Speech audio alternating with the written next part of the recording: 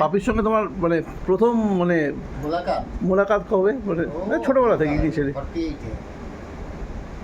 যখন আমি এখানে আমরা প্রথম এলাম, তার আগেও এসেছি, ধর লখনৌ থেকে যখন এখানে এলাম তখন আমার সঙ্গে বাপির একটা কুকুর ছিল লাল রঙের, সেটার নাম ছিল বাঘা। বাপির কুকুর ছিল? হ্যাঁ। আচ্ছা, এটা জানতাম না তো। আচ্ছা, বাঘা। হ্যাঁ। বাঘা আর বাপির পেছনে পেছনে ঘুরবে। আচ্ছা, এই ঘুরতে ঘুরতে আমি বললাম, এই বাঘাকে নিয়ে তুমি চলেছো কোথায়? আয় না, তুই আমার সঙ্গে আয় না। সে পেছন দিকে আমাদের যে ডোবাটা ছিল, পুকুরটা, ওটা পুকুর ছিল, তার পাশ দিয়ে দাদা যাবে, ভোলাও যাবে, তার সঙ্গে সঙ্গে সঙ্গে যাবে। সে দাদাকে ছাড়তোই না। বাবা দাদা কুকুর খুব ভালোবাসত, খুব ভালো। ওটাই বুবুল পেয়েছে। হ্যাঁ, বুবুলটা পেয়েছে। হ্যাঁ, ও তুলনা, দাদার কোনো তুলনাই নেই। দাদাই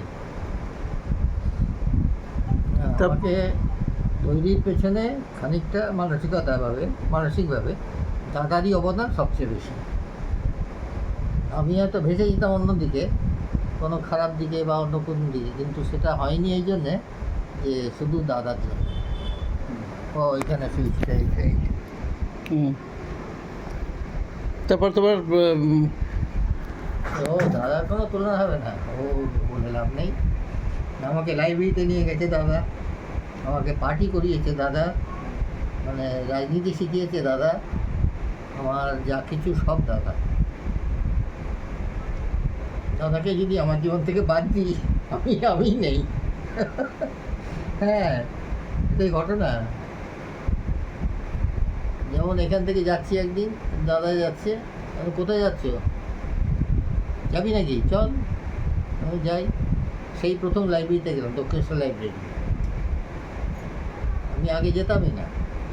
দক্ষিণেশ্বর লাইব্রেরিতে গিয়ে তখন বুঝলাম যে লাইব্রেরিটা কী জিনিস। আমাদের হাতে গড়া দক্ষিণেশ্বর লাইব্রেরি শেষ করে দিল এরা। আর সেই দাদা পরে যখন আড়িয়াদহ লাইব্রেরিতে গেলাম, আড়িয়াদহ লাইব্রেরি তখন প্রাইভেট, আমাদের কমিটি ছিল লোকজন। সেই লাইব্রেরিতে বইয়ের নাম্বারিং দাদার হাতের লেখা এখনও আছে, নাম্বারিং করা এবং ক্লাসিফিকেশান করা, মানে বিজ্ঞান, উপন্যাস, গল্প আলাদা, উপন্যাস আলাদা, সব আলাদা আলাদা করা, সব সেগুলো আমরা করেছি। দাদাই বলে করেছিল। তার ক্যাটালগ তৈরি করা, হাতে লেখা ক্যাটালগ, দাদার হাতের লেখা ক্যাটালগ এখনও আছে মেহেরদা লাইব্রেরিতে। মেহেরদা লাইব্রেরি সরকার নিয়েছে, এখন চালাচ্ছে, তাই চলছেই না। কিন্তু আমাদের সময় তো লোকজন যেত, বই পড়তে যেত। এখনও লোকে বই পড়তে চায় না, এটা ভুল বলে, যারা বলে ভুল, মানে খুবই ভুল বলে। তোমার বাপি তো বড় এক্সপ্রেসিভ ছিল না, মানে কথা কম বলতো, তাতে কি আছে, কিন্তু মানে এত তোমার সঙ্গে একটা কানেক্টটা কীভাবে হলো, এতটা মানে মনের কানেক্টটা কী করে হলো? কানেক্টটা মানে কি, ঠিক সেভাবে কানেকশন, মানে এই সাহিত্য দায়িত্ব নিয়ে কথাবার্তা বলার সময় কানেকশন হলো। তারপর রাজনীতি শেখানো, সবই তো দাদা শিখিয়েছে। তুই কী করছিস, এটা এই ছবি আসছিস, ঠিক আছে এটা কর, তাহলে তুই পড়াশুনো তো করতে হবে। এই যে পড়াশুনো করতে হবে এটা বলা, এটা তো সবাই এভাবে বলে না। এই কারণে আমার লাইব্রেরিতে যাওয়া, লাইব্রেরির কানেকশান থাকা, এই জন্যে সব কিছুতেই চাই দাদা ছাড়া আমি বেকার। মানে ধরো ওই ইয়ের সময়গুলো আর কি, ধরো রেল স্ট্রাইক বা স্ট্রাইক, ওই সময়গুলো তো সময় যেমন পার্টির মিটিং, কলকাতায় একটা ব্রিগেডে মিটিং হবে, দাদা বলে কী রে যাবি নাকি? আমি তো যাবি, তুমি কি পারবে ওই ধকল নিতে অতখানি? তারপরে কোনো ব্রিগেড একসঙ্গে গেছি, কখনো হয়নি যাওয়া। দাদা তো তার নিজেরও তো কাজ থাকতো, সংসার, এসব দায়িত্ব নেওয়া।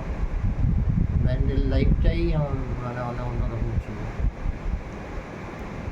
তো মানে না, আমি বলছি যে ধরো এই রেল স্ট্রাইকের সময় যখন তোমরা লুকিয়ে আছো, মানে বা বিরাও লুকিয়ে আছে, বা তোমরা যে মানে অনেক সময় তুমি ব্যান্ডেলে গিয়েও অনেক সময় ব্যান্ডেল ইয়েতে আমি স্টেশনে দাঁড়িয়ে কালুবাথা নিয়েছিলাম তখন রেল স্ট্রাইক হলো। রেল স্ট্রাইকে আমি ড্রাইভারকে বললাম দেখ স্টেশনের মাঝখানে এরকম করিস না, ফায়ার ড্রপ করবি। আমি স্টেশনের মাঝখানে ওখানে লাইনের উপর ফায়ার ড্রপ করবি, এটা কি ঠিক? এটা ঠিক না। তাহলে অন্য কোথাও গিয়ে কর, বাইরে গিয়ে কর, অন্যদিকে কর, থার্ড লাইনে কর, তাহলে ট্রেন চলাচলটা অন্তত পরে অসুবিধা হবে না।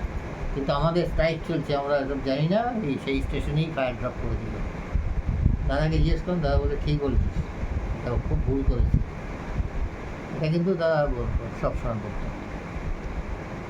স্টেশন স্ট্রাইকের সময় দাদা সেই ওটা কাজিডাঙ্গা সে গোপনে লুকিয়ে থাকতো, ঘরে আসতো না, আমি তো গিয়ে থাকতাম, নাহলে বৌদি একা, এরা তোরা তো ছোট তখন অনেক। সেই সময়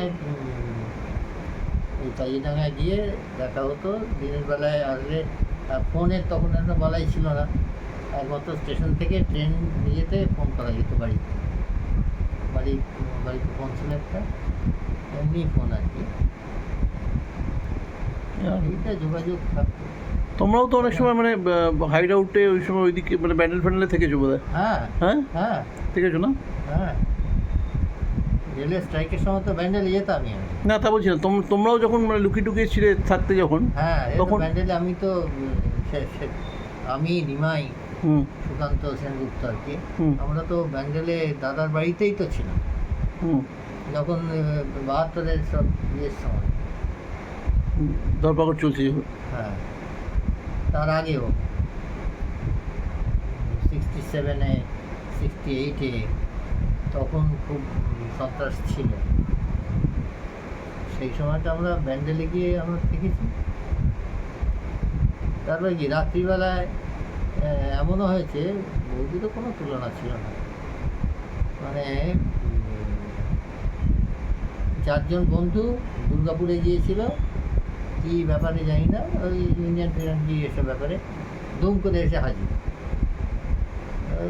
ওখানে জিনিসপত্র রেখে বলে আমরা খেতে যাচ্ছি, এখানে চান টান করবো, ওই চান করে নেবো, নিয়ে খেতে চলে যাবো। বৌদি বলো তো চান করে খেতে যাবে মানে? দাদা তখন এসে গেছে, বলে এখানে খাবি, চান করে কোথায় যাবি, হোটেলে খেতে যাবি? সেই বাড়িতে রান্না হলো আলাদা করে, ওরা প্রায় 2:30-এর সময় খেলো, 2:30-3-টের সময়। এটা দাদার অবদান হবে। বৌদিও তাই, ওরকম মা পেয়েছিলিস বুঝলি।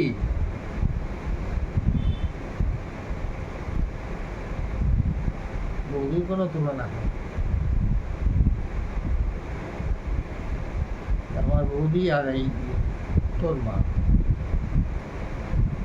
আমাদের বাড়ির ফ্যামিলির সবচেয়ে ভালো বৌদি দেয় দুজন, সবচাইতে ভালো, সবচেয়ে বেশি আউটস্পোকেন আউটস্পোকেন এবং সত্যি কথাটা বলে।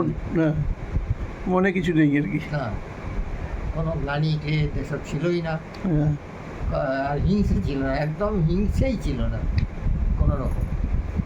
কার হচ্ছে কি হচ্ছে সব ভালো হোক, সবারই ভালো হোক,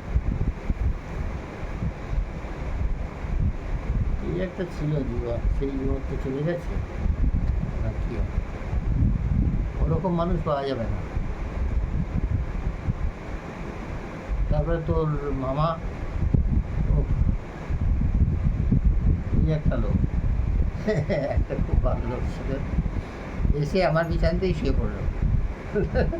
শুয়ে পড়লে কী ব্যাপার, এখানে শুয়ে পড়লো ওপরে ঘাটে, শীতকাল ছিল বলে অসুবিধা হয়নি, তাহলে এখানটা বেশ মনে হয় যেন নিজের ঘর।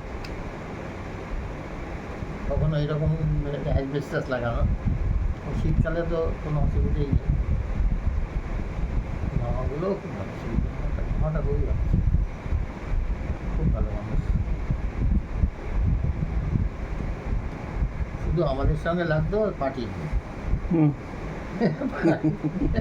মামা কিন্তু অ্যাকচুয়ালি মানে একেই সাপোর্ট করতো, কিন্তু মানে মানে বিরোধী কমিউনিস্ট ছিল আর কি, মানে একটু মানে বামপন্থী মানসিকতা, মানে বাপির প্রভাব, মামাও বলতো বাপির বিরাট প্রভাব আছে। আমার একটা কথা আছে যে বাপি তোমাকে এত গাইড করছে, তোমার একটা বিয়ে দিতে পারিনি? আমাকে আর বিয়ে দিতে তো তোমাকে আজ এই দিনটা এরকম একা একা তোমাকে না না, আমার তাতে অসুবিধা নেই। না না, এটা একটা বড় ভাই হিসেবে তো তোমাকে একটা বিয়ে দিতেই পারতো। বিমানবশত বিয়ে করেনি, অনেক নেতাই বিয়ে করেনি আমাদের। না না হ্যাঁ সেটা তো প্রায়োরিটি তো বিয়েটা ছিল না, সংসারটা ছিল না, পুরো তো দেশ ইয়ে করবে, মানে বিপ্লব না করবে না, দেশকে। এমন হয়েছিল সন্ধ্যা, এমন হয়েছে, আমি আমার বন্ধু ছিল আশিস ইয়েতে, এই নাইকলেতে, মানে এক ভদ্রমহিলার সঙ্গে আমাকে বসি। ভদ্রমহিলাকে আমি তো অত চিনি না, শান্তিনিকেতনে থাকেন, তিনি চাকরি করেন সেখানে। আমার সঙ্গে তার সঙ্গে সম্পর্ক করিয়ে দেওয়ার জন্য এত চেষ্টা করেছে না, আমি তো কথা বলতে পারি না ওখানে। একটা নতুন মহিলা, আমি চিনি না, তাই জানি না, আলাপটা তো করিয়ে দেবে আগে, বসিয়ে দিও, শান্তিনিকেতনে থাকে। এখন এটাকে বলে ব্লাইন্ড ডেট, ব্লাইন্ড ডেটে যাওয়া, অচেনা মহিলার সঙ্গে গিয়ে হ্যাঁ। ডেটিংয়ে যাওয়া। হ্যাঁ, হ্যাঁ হ্যাঁ আমার তো অত অভ্যেস নেই, হ্যাঁ তা আমি কি করে কথাবার্তা বলবো বলো? একটা আলাপ পরিচয়, সবাইকার মধ্যে থেকে আলাপ পরিচয় একরকম, আর একজন মহিলা একজন পুরুষ সামনাসামনি আমার মতো না। যে তো তোমার জীবনে কোনো প্রেমও আসেনি তার মানে? হ্যাঁ, প্রেমও আসেনি কোনো? প্রেম আসেনি বলবো না, এসেছে, এসছে, চলে গেছে, চলে গেছে। এরকম কানপুরেই হয়েছে। আচ্ছা, তা তো তোমার সে কি ওটা কিছু না। না সেটার জন্য তুমি সিদ্ধান্ত নিলে নাকি মানে না, না, এমনি সেটার জন্য? কোনো ব্যাপার নেই। না, এই সিদ্ধান্তটা না, কেন এই তোমার, এই সিদ্ধান্তটা নিয়েছিলাম, কেন? আমি কেন নিলাম, হুম যে ধরো দাদা তো ওই রকম, আমার হুম দাদা, হুম বৌদি, মানে বৌদির জন্যই আমাকে হুম এই স্যাক্রিফাইসটা করতে হবে। আমি যদি বিয়ে করি, সংসারটা ভেঙে যাবে, আলাদা হয়ে যাবে। দাদা বৌদি একা কী করে চালাবে নিজে? দাদা তো এরকম, কোনো বাস্তব বুদ্ধি নেই, অথচ কাজ জানে ভালো। কাজ জানলেই তো হবে না, শুধু কাজটাকে তো মানে ব্যাপারটা যে যুগে যুগে ভাইরাই দাদার জন্য স্যাক্রিফাইসটা করে এলো আর কি।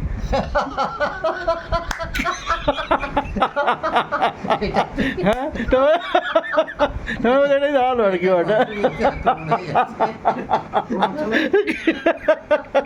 না, তুই এটা ভুল কথা, আমারও sacrifice আছে। ওইভাবে দেখলে আমারও sacrifice অনেক আছে। অনেক, না, তুই না থাকলে ও কিভাবে হবে? সেই ওই এক কথায় আমি দিল্লি থেকে চলে এসেছি। হুম। না, আমি জানি তো। হ্যাঁ, তা ঠিক কিন্তু কথা। আমি ও তো আমাকে ছিলাম। এক ফোনে বলেছিল দাদা তুমি হ্যাঁ, চলে আয় কেন? হুম। আমি যখন দিল্লিতে গেলাম, হুম তোর ওখানেই উঠেছিল, মনে আছে? হ্যাঁ, তুই আমাকে রেঁধে খাইয়েছিস, হুম, হ্যাঁ, 3 দিন না 4 দিন ছিল, হ্যাঁ, হুম। রেঁধে খাইয়েছে হুম আমাকে। তারপরে বেরিয়ে চলে গেল, রান্না টান্না করে তুমি খেয়ে নিও, হুম চলে গেল।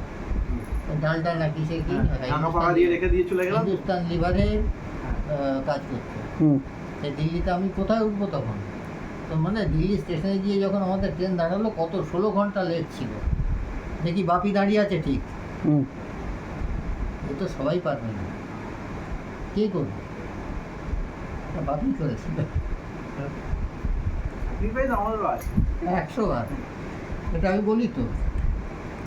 হ্যাঁ মানে এটা প্রমাণ হয়ে গেলো যে যুগে যুগে ভাইরাই আর কি দেখাচ্ছে। না, না, দাদার অবদান কম না, বাপি অনেক কাজ করেছে, এখনো করে। ঠিক আছে, আজকের মতো ইন্টারভিউ শেষ এখানে।